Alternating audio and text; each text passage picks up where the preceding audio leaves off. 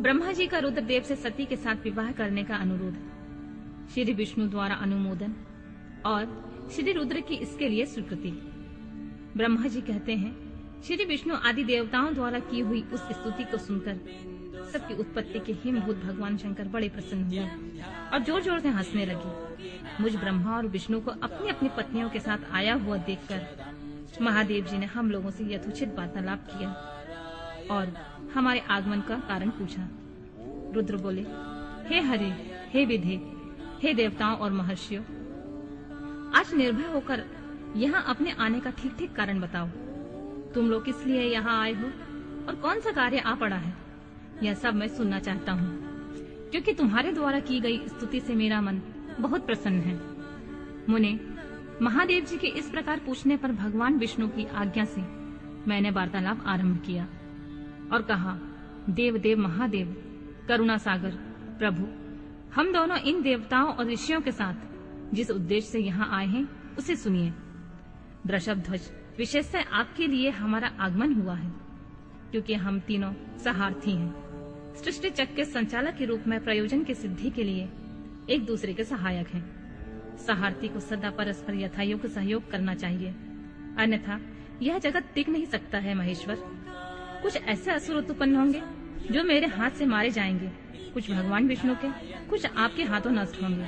महाप्रभु, कुछ असुर ऐसे होंगे जो आपके वीर से उत्पन्न हुए पुत्र के हाथ से ही मारे जा सकेंगे। प्रभु, कभी कोई बिरले या असुर ऐसे होंगे जो माया के हाथों द्वारा वध को प्राप्त होंगे। अब भगवान शंकर की कृपा से देवताओं को सदा उत्तम सुख प्राप्त होगा। घोर असुरों का विनाश करके आप जगत को सदा स्वास्थ्य एवं अभय प्रदान करेंगे। अथवा यह भी संभव है आपके हाथ से कोई भी असुर न मारे जाएं, क्योंकि आप सदा योग युक्त रहते हुए राग द्वेष से रहित हैं तथा एकमात्र दया करने में ही लगे रहते हैं। ईश, यदि वे असुर भी अपराधित हों, आपकी दया से अनुग्रहित होते रहें, तो सृष्टि और पालन का कार्य कैसे चल सकता है। अतः वृषभध्वज, आपको प्रतिदिन सृष्टि आदि के उपयुक्त कार्य करने के लिए उद्यत रहना चाहिए। यदि सृष्टि पालन और संहार रूप कर्म न करने हो, तब तो हम माया से जो भिन्न भिन्न शरीर धारण किए हैं उनकी कोई उपयोगिता अथवा औचित्य नहीं है। वास्तव में हम तीनों एक ही हैं, कार्य के भेद से भिन्न भिन्न देह धारण करके स्थित हैं। यदि कार्य भेद न सिद्ध हो, तब तो हमारे रूप भेद का कोई प्रयोजन ही नहीं है। देव, एक ही परमात्मा महेश्वर 3 स्वरूपों में अभिव्यक्त हुए हैं। इस रूप भेद से उनकी अपनी माया ही कारण है। वास्तव में प्रभु स्वतंत्र हैं। वे लीला के उद्देश्य से ही सृष्टि आदि का कार्य करते हैं। भगवान श्री उनके बाएं अंग से प्रकट हुए, मैं ब्रह्मा उनके दाएं अंग से प्रकट हुआ हूँ, और आप रुद्रदेव उन सदा शिव के हृदय से आविर्भूत हुए हैं। अतः आप शिव के परिपूर्ण रूप हैं। प्रभु, इस प्रकार अभिन्न रूप होते हुए भी हम तीनों रूपों में प्रकट हैं। सनातन देव, हम तीनों उन्हीं भगवान सदाशिव और शिवा के पुत्र हैं। इस यथार्थ तत्व का आप हृदय से अनुभव कीजिए। प्रभु, मैं और श्री विष्णु आपके आदेशों से प्रसन्नता पूर्वक लोक की सृष्टि और पालन के कार्य कर रहे हैं। अतः कार्य कारणवश सपत्नीक हो गए हैं। अतः आप भी विश्व हित के लिए देवताओं को सुख पहुंचाने के लिए एक परम सुंदरी रमणी को अपनी पत्नी बनाने के लिए ग्रहण करें। महेश्वर, एक बात और है, उसे सुनिए। मुझे पहले के वृतांत का स्मरण हो आया है। पूर्व काल में आपने ही शिव रूप में जो बात हमारे सामने कही थी, वही इस समय सुना रहा हूँ। आपने कहा था, ब्राह्मण, मेरा ऐसा ही उत्तम रूप तुम्हारे अंग विशेष ललाट से प्रकट होगा, जिसकी लोक में रुद्र नाम से प्रसिद्धि होगी।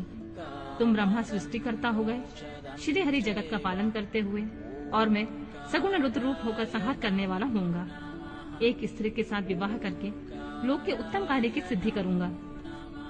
अपने कही हुई इस बात को याद करके आप अपनी ही पूर्व प्रतिज्ञा को पूर्ण कीजिए। स्वामी, आपका यह आदेश है कि मैं सृष्टि करूं, श्री हरि पालन करें, और आप स्वयं संहार के हेतु बनकर प्रकट हो। सो आप साक्षात शिव ही संहारकर्ता के रूप में प्रकट हुए हैं। आपके बिना हम दोनों अपना अपना कार्य करने में समर्थ नहीं हैं। अतएव आप ऐसी कामनी को स्वीकार करें जो लोक हित के कार्य में तत्पर रहे। शंभु, जैसे लक्ष्मी भगवान विष्णु की और सावित्री मेरी सहधर्मिणी है, उसी प्रकार आप अपनी जीवन सहचरी प्राण वल्लभा को ग्रहण कीजिए। मेरी यह बात सुनकर लोकेश्वर महादेव जी के मुख पर मुस्कुराहट दौड़ गई। वे श्री हरि के सामने मुझसे इस प्रकार बोले, ब्राह्मण, हरे, तुम दोनों मुझे सदा ही अत्यंत प्रिय हो। तुम दोनों को देखकर मुझे बड़ा आनंद मिलता है।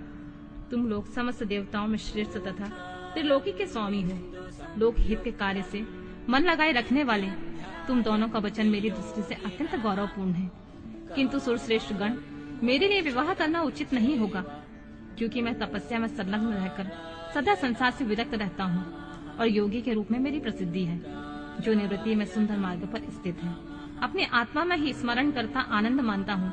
निरंजन है, जिसका शरीर अवभूत हो, जो ज्ञानी, आत्मदर्शी और कामनाओं से शून्य है, जिसके मन में कोई विकार नहीं है, जो भोगों से दूर रहता है तथा जो सदा अपवित्र और अमंगल वेशधारी है। उस संसार से कामने से क्या प्रयोजन है?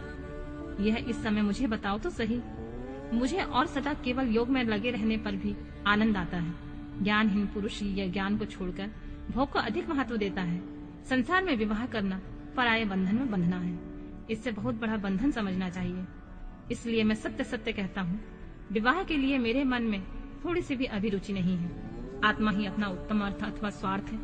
उसका भली भांति चिंतन करने के कारण मेरी लौकिक स्वार्थ में प्रवृत्ति नहीं है, तथा फिर जगत के हित के लिए तुमने जो कहा है उसे करूंगा। तुम्हारे वचन को गरिष्ठ मानकर अथवा अपनी कही हुई बात को पूर्ण करने के लिए मैं अवश्य विवाह करूंगा, क्योंकि मैं सदा भक्तों के वश में रहता हूँ। परंतु मैं जैसी नारी को प्रिय पत्नी के रूप में ग्रहण करूंगा, जैसी शर्त के साथ करूंगा, उससे सुनो। हरे ब्राह्मण, मैं जो कुछ कहता हूँ वह सर्वथा उचित है। जो नारी मेरे तेज को विभाग पूर्वक ग्रहण कर सके, जियोग्नि तथा इच्छानुसार रूप धारण करने वाली हो, उसी को तुम पत्नी बनाने के लिए मुझे बताओ। जब मैं योग में तत्पर रहूं, तब उसे भी योगिनी बनकर रहना होगा। तब मैं काम सक्त हूँ, तब उसे कामनी के रूप में मेरे पास रहना होगा। वेद वेदा विद्वान जिसे अविनाशी बतलाते हैं, उन ज्योति स्वरूप सनातन शिव का मैं सदा चिंतन करता हूँ और करता रहूंगा। ब्राह्मण, उन सदा शिव के चिंतन में जब मैं लगा हूँ, तभी उस भामिनी के साथ समागम कर सकता हूँ। जो मेरे शिव चिंतन में विघ्न डालने वाली होगी, वह जीवित नहीं रह सकती। उसे अपने जीवन से हाथ धोना पड़ेगा। तुम विष्णु और मैं तीनों ही ब्रह्मा स्वरूप शिव के अंशभूत हैं। अतः महाभागगण, हमारे लिए उनका निरंतर चिंतन करना ही उचित है। कमलासन, उनके चिंतन के लिए मैं बिना विवाह के ही रह लूंगा, किंतु उनका चिंतन छोड़कर विवाह नहीं करूंगा।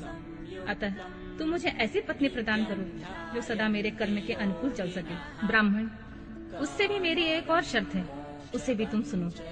यदि उस स्त्री का मुझ पर और मेरे वचनों पर अविश्वास होगा तो मैं उसे त्याग दूंगा।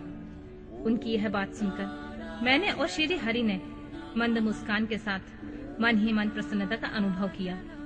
फिर मैं विनम्र भाव से होकर बोला, नाथ, महेश्वर, प्रभु, आपने जैसे नारी की खोज आरंभ की है, वैसे ही स्त्री के विषय में मैं आपको प्रसन्नता पूर्वक कह रहा हूँ। साक्षात सदाशिव की धर्म पत्नी जो उमा है, वे ही जगत का कार्य सिद्ध करने के लिए भिन्न भिन्न रूप में प्रकट हुई हैं।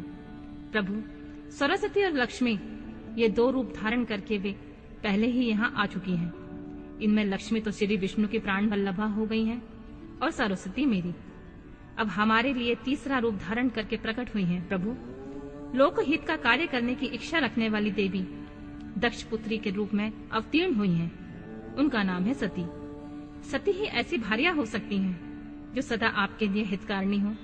देवेश, महातेज तपस्विनी सती आपके लिए, आपको पति रूप में प्राप्त करने के लिए दृढ़ता पूर्वक कठोर व्रत का पालन करती हुई तपस्या कर रही हैं। महेश्वर, आप उन्हें वर देने के लिए जाइए, कृपा कीजिए और बड़ी प्रसन्नता के साथ उन्हें उनकी तपस्या के अनुरूप वर देकर उनके साथ विवाह कीजिए। शंकर, भगवान विष्णु की, मेरी तथा इन संपूर्ण देवताओं की यही इच्छा है। आप अपने शुभ दृष्टि से हमारी इस इच्छा को पूर्ण कीजिए, जिससे हम आदर पूर्वक इस उत्सव को देख सकें। ऐसा होने में तीनों लोकों में सुख देने वाला परम मंगल होगा और सबकी सारी चिंताएं मिट जाएंगी, इसमें कोई संशय नहीं है। तदनंतर मेरी बात समाप्त होने पर लीला विग्रह धारण करने वाले भक्त वत्सल परमेश्वर से मधुसूदन ने इसी का समर्थन किया। तब भक्त वत्सल भगवान शिव ने हंसकर कहा, बहुत अच्छा, ऐसा ही होगा। ऐसा कहने पर हम दोनों आज्ञा ले अपनी पत्नी और देवताओं तथा मुनियों के साथ अत्यंत प्रसन्न होकर अपने अभीष्ट स्थान को चले गए।